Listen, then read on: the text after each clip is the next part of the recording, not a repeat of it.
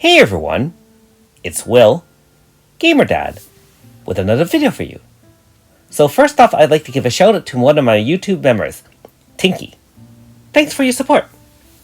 In today's video, we're going to go over ES Melina as a 5-star, and I'll do some play testing and let you know what I think about her. But the most important question of all is she hot or not? Yeah, she was, until I realized she was a woman trapped inside a little girl's body. Anyways, ES Melina is one of the most powerful support units currently available in the game. Her VC level 3 is not bad at all, crit rate of user 80% for 5 moves, and restore all statuses of party members. Now that sounds powerful, but we already have units that can guarantee 100% critical rate. Now in terms of her EX move, I'll demonstrate that in the video later on, but basically at the end of an AF, if you powered up her entire EX bar, you can get that special move, AoE attack, restore MP HP 100% on all main and reserve story characters. Now, you can see the 3 moves I'm going with. Stifling Song is her upgraded version over her regular 5-star version. Blunt resist down 20%, water resist type 20%, and thunder resistance down 20% for 3 turns. And I believe when you activate Lunatic, it becomes 30%. So quite a bit more of an effect. And obviously that helps power up not only her damage, but also other units' damage that are along the same. So she fits very well on a blunt team. She still has a water move. However, obviously her lightning form is more powerful. And speaking about lightning, one of her main ES moves is Oryesha, and this is a thunder blunt attack on a single enemy 3XL. Type resist down 30, stackable 3 times, and it stacks RAM on the user and additional attacks based on the number of stacked RAM. It also increases AF combo rate, and when in Lunatic, increase strength of the attack and crit damage of all party members 50%. So if you've played with any units that increases crit damage, it really ramps up a powerful unit. And so she herself, as most lightning units are, is more about multi-combo hitting. And her damage, her individual attacks aren't as powerful, but she really can ramp up other DPS units on your team, which I'll show later on as well. Now, Seraph Messiah is a great supportive move.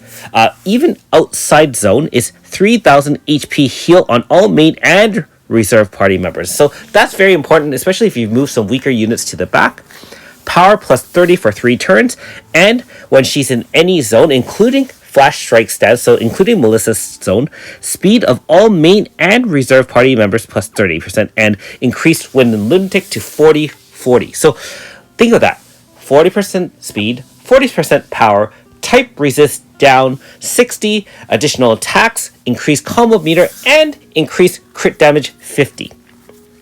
So looking at her board, you can also see her personalities that she shares. Keep in mind, she is a West personality and can share bonuses with that in terms of almighty powers.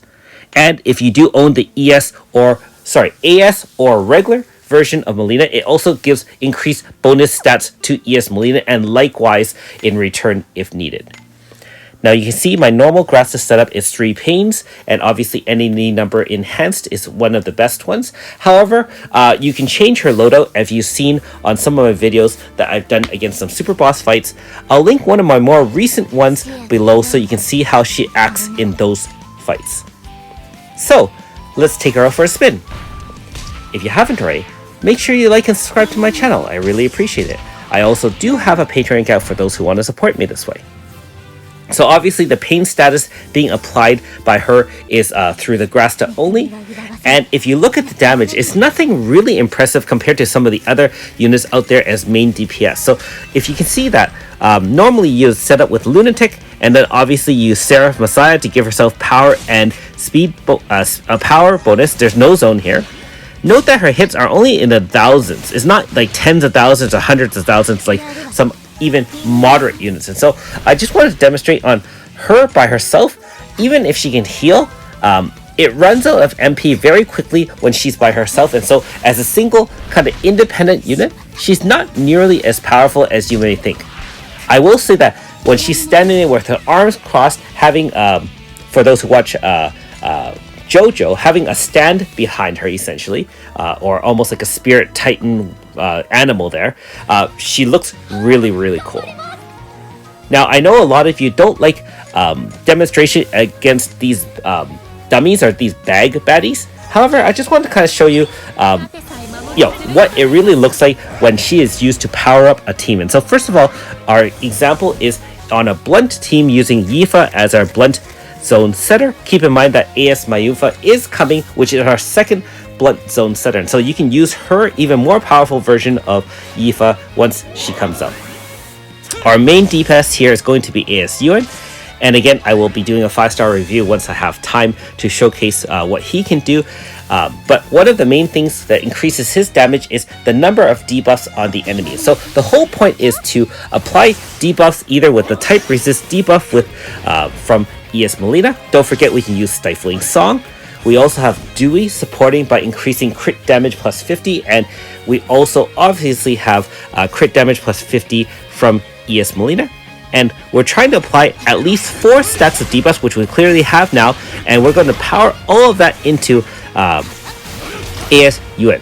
So note that the hits from Oryesha and from ES Melina are really not much, but she can bring up the combo meter and also support by giving, remember, power plus 40, speed plus 40 in zone, crit damage plus 50, and really look at the damage coming out from AS Yuen. Hundreds of millions of damage. And once we've done enough hits, note that we have the full bar charged up for the EX move. And the animation on these EX moves are extremely awesome. Just kind of close up of ES Melina in all her glory. And it's almost like a fist raining down from heaven to lay the smackdown on all the enemies below with an extreme explosion. Sometimes I wonder how these EX moves don't hurt our own team instead of just hitting the enemy. And there you go, 700 million damage just by herself at the very end. Extremely crazy. And actually, to be fair, this is the very first time I've actually come back to Nagsham to try against these dummies, and I've never been able to break them except for this and my first time. So this was actually pretty exciting to kind of lay all that damage on. It's not really practical, being obviously the bag baddies are not attacking you. They're just kind of sitting there waiting to be hit. And so although it looks cool and all, this is certainly not a demonstration of her overall powers.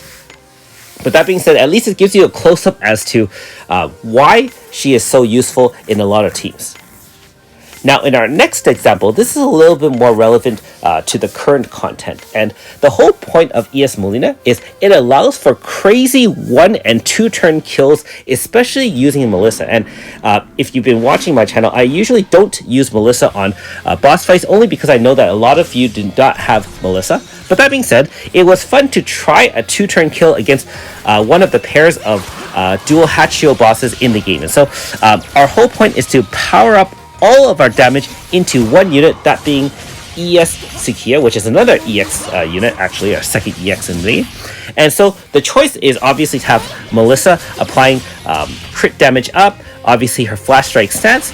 Now we have the because we're in a zone, we have power and speed plus 40, crit damage up plus 50, power type resist down 60, and we also have Claude normal style applying crit damage plus 30, Pierce resist down 60, and speed plus 60. So we have a lot of speed, a lot of damage, a lot of debuffs, and we have ES Sukiya now powered up in her adversity mode. And so if you're not really familiar with that, check out my 5-star review of ES Sukiya.